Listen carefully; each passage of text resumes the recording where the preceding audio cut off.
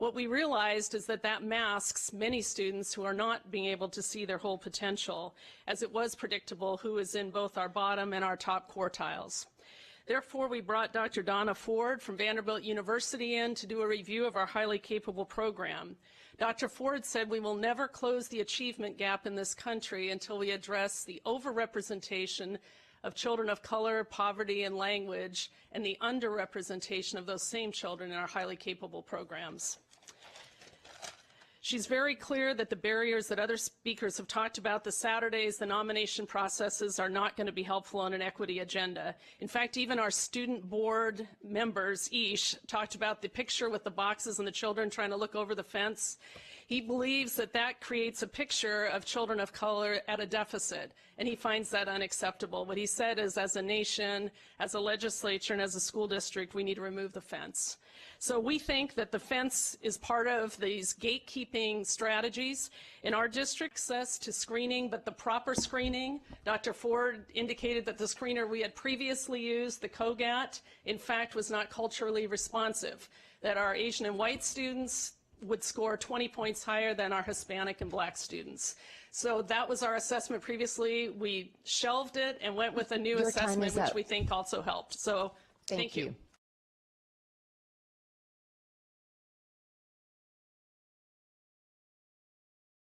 Them. So all those excuses about their low income, you can strip that away, take that away when it comes to your Hispanic students. You're not even identifying kids who have the same, perhaps, similar profiles as your white students.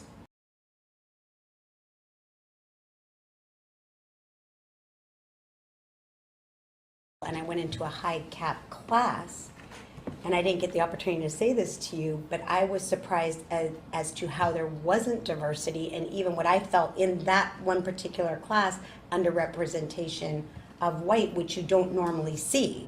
And I remember kind of being, you know, this conversation is something that I've been so passionate about, and just to be able to see the numbers finally and look at that, there's almost 20% at Kenmore that we have Hispanic and zero. This is what I've been talking about, begging us to look at. Shows that at this time, white students were 63.5% of your district. However, there were only 43.7% of gifted programs. So for white students, there was underrepresentation. The next largest group in the district would be Asian students. They were like 13.9% of your district. They were 41.4% of gifted programs. That is huge, almost comparable to white students.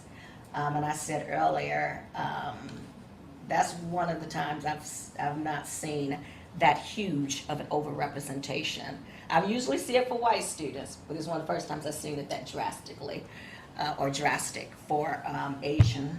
Stunned by what I saw. So let's replace it. Let me rephrase that. This looks like a district that is mainly interested in identifying Asian students than white students, but definitely high income students. And there should be alarm bells going off. There should be people angry just looking at these data.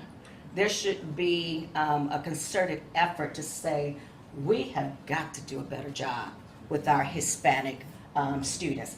How can they only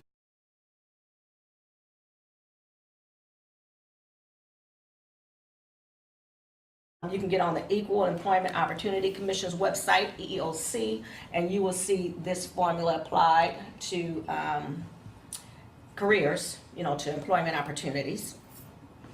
And then the term that you will also see on EEOC's website and in some other court cases is what's called the 80% rule, and that's the one I want to apply. So black students in the United States, using OCR data from 2016, represent 19% of schools. However, we're only 10% of gifted programs. 19, and so then you say 19, and we're using that 80% rule. 19 times 0.8 is 15.2. As a nation, to be equitable, black students, or any group that is 19% of a district, must be a minimum of 15.2% of gifted programs. So it's the 80% rule with the 20% allowance is what I call it, and others have called it. So that means as a nation, we need to go from 10% of those identified as gifted to 15.2% of those identified as gifted. And I want to emphasize that would be your minimum percentage starting when you start at 19. When it's for Asians to be 13.9% of the district, they should be a minimum of 11. I'm just going to forget the little parts after the decimal, but a minimum of 11% and a maximum of almost 17 max. And you're at what? 41? Look at